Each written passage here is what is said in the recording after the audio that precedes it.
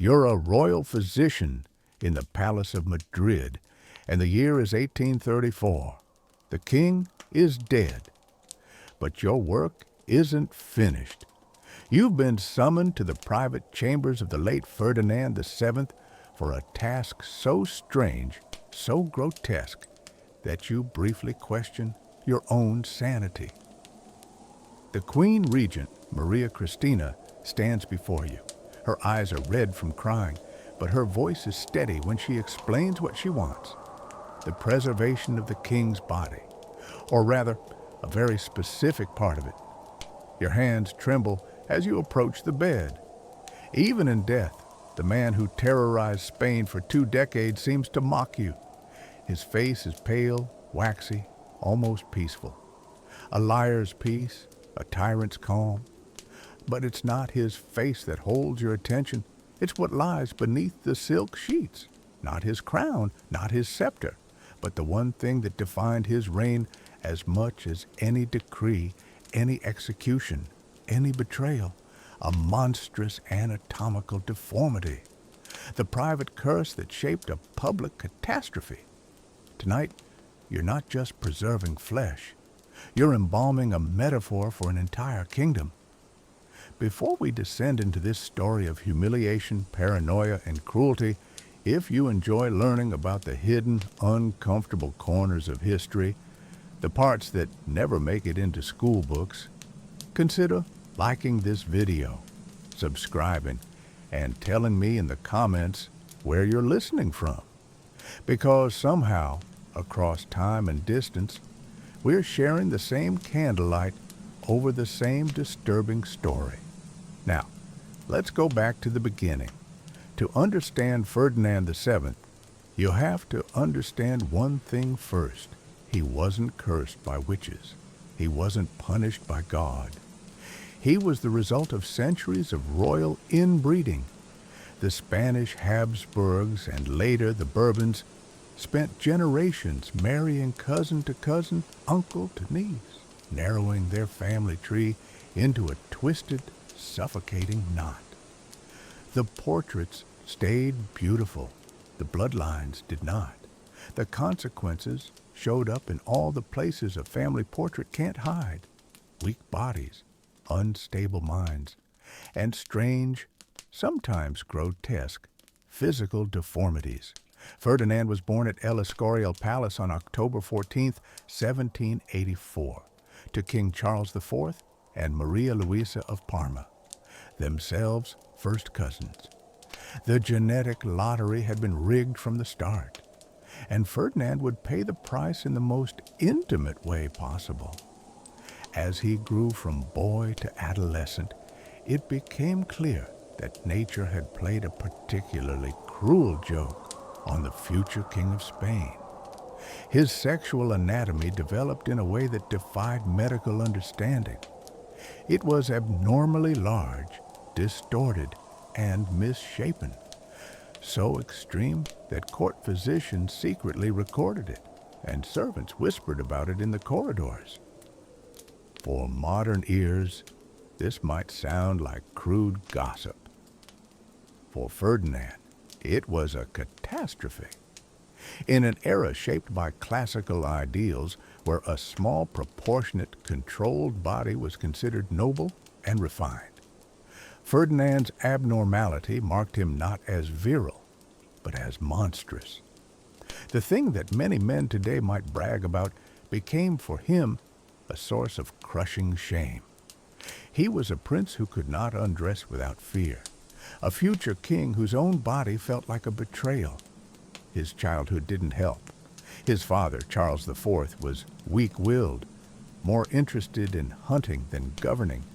His mother, Maria Luisa, openly humiliated her husband, flaunting her relationship with Manuel de Godoy, the real power, in Spain. Young Ferdinand watched his father reduced to a decorative object, his mother rule through manipulation, and Godoy strut through the palace like an owner, not a servant. He learned early that power had nothing to do with virtue. It belonged to those willing to lie, seduce, or hurt more than others. But while his family drama was visible to the whole court, his most painful shame was not. People whispered. Servants giggled behind their hands. Courtiers made subtle jokes. Foreign diplomats, always alert to royal weaknesses, sent back careful, coded reports about the Spanish embarrassment. Ferdinand grew up knowing that he was being laughed at, not for his politics, not for his beliefs, but for his body. That humiliation hardened into something poisonous, a deep, simmering resentment that would one day spill over onto an entire country. As he reached marriageable age, the problem stopped being private. A king is supposed to do three things at minimum: hold power, keep order, and produce heirs. Ferdinand's anatomy made the third nearly impossible, and the first two unbearable. Royal physicians examining him in secret realized that normal marital relations would be extraordinarily difficult, maybe dangerous. They discussed special supports, cushions, and contraptions to make intimacy even physically possible. Everything about his sex life would be complicated, clinical, and humiliating.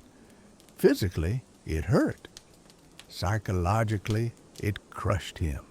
He threw money at alchemists and quacks, promising miracle cures, potions to normalize his body, elixirs to control his fertility, strange remedies made of ground horn, pearls, and herbs. None of it worked. He was trapped by a body he despised and a destiny he couldn't escape. In 1802, Ferdinand was married to his first cousin, Princess Maria Antonia of Naples and Sicily. On paper, it was a perfect dynastic match. In reality, it was the beginning of a private horror story. Maria Antonia arrived in Madrid with romantic fantasies. She'd heard he was called El Deseado, the desired one, by supporters who saw him as Spain's hope. She imagined a fairy tale prince. The wedding was magnificent. Music in the cathedral, crowds in the streets, a royal couple shining beneath gold and marble. Then the ceremony ended, and the wedding night began. Maria Antonia had received the usual vague education in marital duties, enough to know something would happen, not enough to know what. She was sheltered, innocent, and profoundly unprepared. When the bridal chamber was being prepared, her ladies-in-waiting noticed something strange. Special pillows, oils, and equipment being brought in, more suited to a clinic than a bedroom. They were told it was customary for royal couples. It was not. When Ferdinand undressed, Maria Antonia's reaction was immediate and extreme. Shock, horror, screams. Not at the idea of sex, but at what she was actually confronted with. This was not the romantic union of two young royals. This was a medical procedure disguised as a sacrament. Physicians were called in to calm her, to explain, to supervise. There were attempts at preparation, special supports to avoid injury, soothing drugs to dull the pain. Intimacy became ritualized trauma, night after night. Attempts to produce an heir turned into a recurring nightmare. Ferdinand, desperate and humiliated, Maria Antonia, sedated and terrified, doctors and attendants hovering in the background like silent witnesses. Twice she became pregnant. Twice she miscarried. Each time the court rejoiced, then mourned, then fell deeper into anxiety. The trauma shattered her. She turned to laudanum, an opium-based sedative, to cope with the pain and fear, slipping further into addiction and despair. She died in 1807 at the age of 21, officially fever and a delicate constitution. Unofficially, a young woman slowly destroyed by a marriage that was part torture, part experiment, part political necessity. Ferdinand took from this tragedy not guilt, but bitterness. He suspected her of sabotaging pregnancies, of failing him deliberately.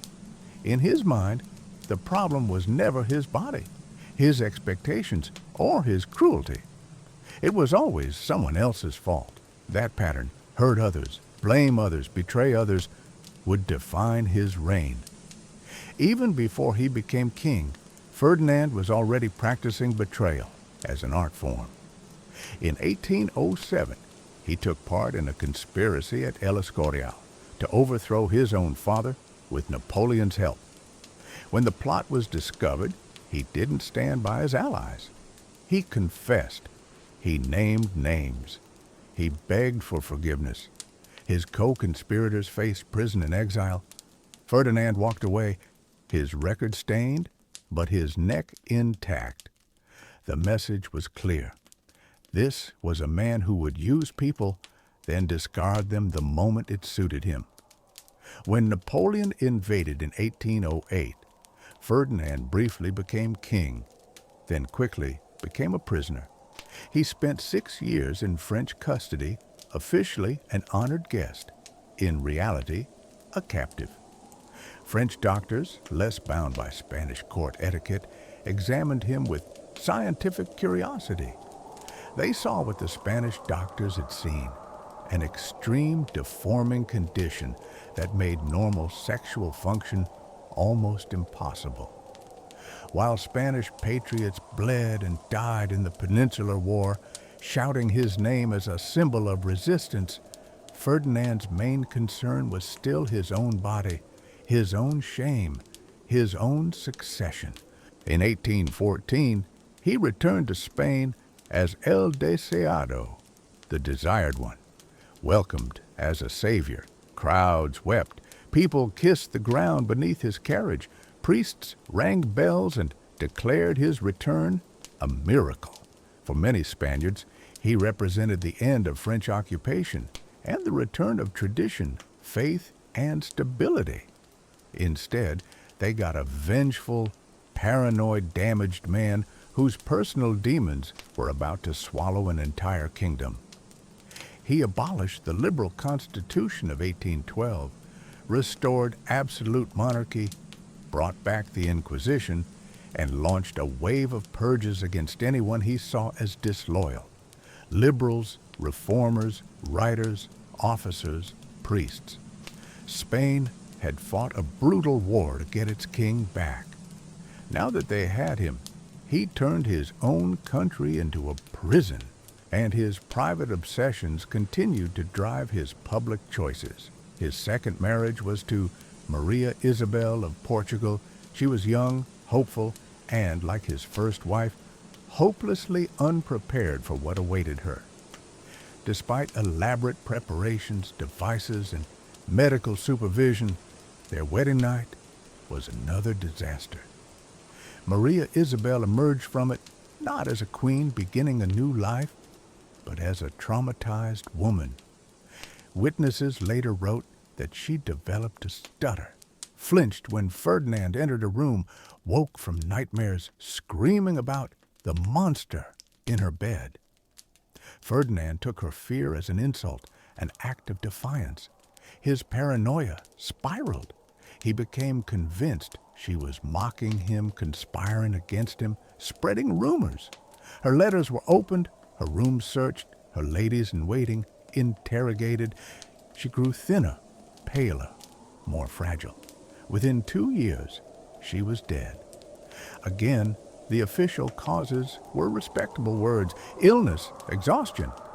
The reality was a woman crushed under the weight of impossible expectations and constant fear. His third wife, Maria Josefa Amalia of Saxony, approached the marriage less romantically and more clinically. She had been warned. She brought her own physicians, her own methods, her own strategies. She treated the king's condition like a medical puzzle, something to be tolerated, managed, perhaps even solved. Their marital life became a series of scheduled, monitored attempts at intimacy, sessions tracked like experiments, recorded with dates and notes. It was less a marriage than a research project. And yet, even this cold, methodical approach couldn't overcome Ferdinand's anatomy or his psychology. He suspected her of treating him as a specimen, not a husband.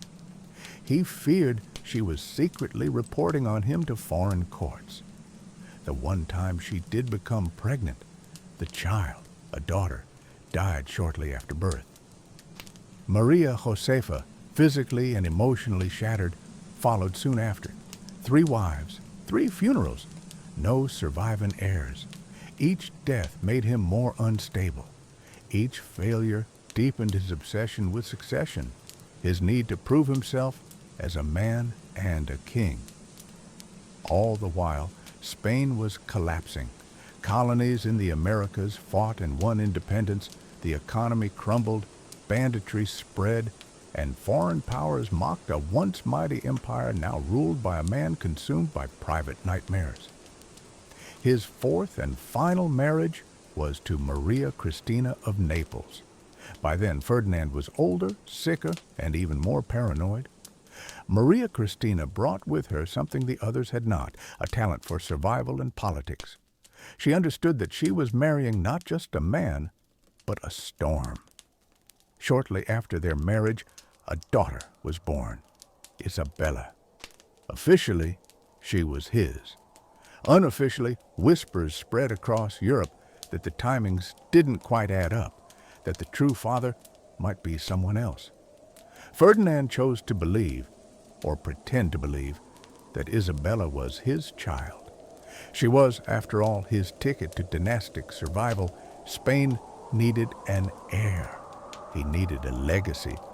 But his doubts never really left him. He obsessed over her features, searching her face for signs of resemblance. He had portraits made, compared her image to his own, to Maria Cristina's, to potential suspects. He consulted physicians and physiognomists, demanding scientific proof of paternity that simply didn't exist. His paranoia extended to Maria Cristina's every move. He had peepholes installed between their rooms to watch her secretly. He rotated guards constantly so no group could form a conspiracy. He forced food tasters to wait long periods after sampling her dishes. Convinced that poisons might act slowly, the palace became a maze of surveillance, secret passages, and whispered reports. Maria Cristina learned to live like an actress in a play she hadn't volunteered for, smiling when watched, praying in private, writing careful coded letters home about her crumbling sanity. By the early 1830s, Ferdinand himself was falling apart. Decades of stress, insomnia, illness, and self-hatred had eaten away at him. He suffered from chronic pain, digestive issues, tremors. His speeches became rambling, filled with accusations of imaginary plots. Ministers dreaded audiences with him, never sure whether they'd leave his presence with a promotion or an arrest warrant. Spain, meanwhile, was drifting. The army was restless. The treasury was empty. Liberals and absolutists prepared for civil war. The question of succession, especially the legitimacy of his daughter Isabella, threatened to tear the country apart the moment he died. And then finally, the moment came. In 1833, Ferdinand VII died. Officially, the cause was given as complications of gout and long illness.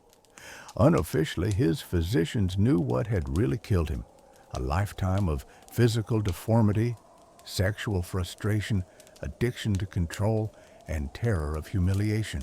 Which brings us back to you, the royal physician in 1834, to the chamber, to the bed, to the request that made your blood run cold. The autopsy you performed was quiet, secret, watched only by a handful of trusted men. What you found confirmed what decades of rumors had suggested: severe deformity, abnormal size and shape, scarring and damage that spoke of repeated attempts to fix himself, crude, desperate, self-inflicted interventions that only made things worse. It wasn't just a medical curiosity. It was a map of a lifetime of shame. According to later whispers, that most infamous part of Ferdinand's anatomy was preserved, documented, and locked away far from public view, not as a trophy, but as something too sensitive, too disturbing, too politically explosive to reveal. The perfect symbol for his reign, hidden, denied, and yet shaping everything from the shadows. Ferdinand VII left behind a traumatized series of dead queens, a daughter whose legitimacy would fuel years of civil war, a shattered empire, and a country that had to pay for generations for one man's private misery and public cruelty. He was both victim and executioner, a man broken by his own body who chose to break everyone around him in return. His story is not just the story of a deformed king. It's the story of what happens when personal dysfunction sits on a throne, when shame gains absolute power, when a single man's warped reflection of himself becomes the mirror in which an entire nation is forced to see its future. As you, the physician, finish your grim task and step back from the bed, you realize something. You haven't just preserved an organ. You've preserved a warning, a reminder that the most dangerous disasters in history don't always begin with armies or revolutions. Sometimes they begin with a single, broken human being in a palace with too much power and nowhere to put his pain except into the lives of everyone beneath him. We'll end it here. If you made it this far into Ferdinand's twisted story, thank you for walking through the dark with me.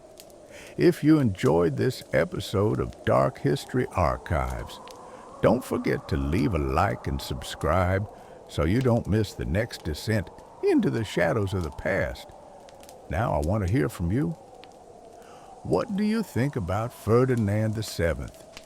Was he a monster shaped by his own cruelty, or a broken man who dragged an entire kingdom down with him? Tell me your thoughts in the comments. I read as many as I can, and your ideas often inspire the next stories we uncover here.